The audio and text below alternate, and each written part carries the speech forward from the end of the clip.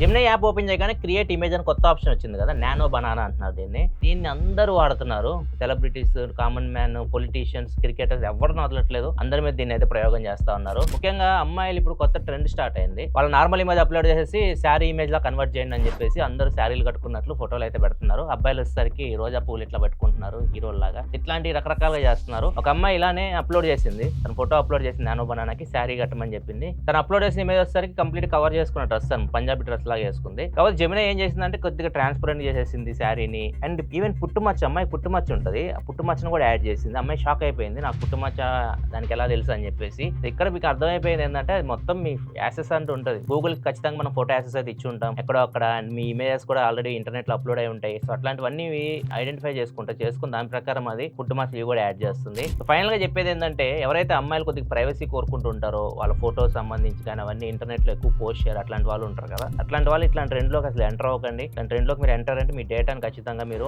ఏదైతే షేర్ చేస్తున్నట్లు అది ఎక్కడెక్కడ వాడుతుంది మీ ఇష్టం. తర్వాత ఈ వీడియోని మీ ఫ్రెండ్స్తో కూడా షేర్ చేయండి, వాళ్ళు కూడా జాగ్రత్త పడతారు. నచ్చితే లైక్ చేసి మన ఛానల్ని సబ్స్క్రైబ్ చేసుకోండి.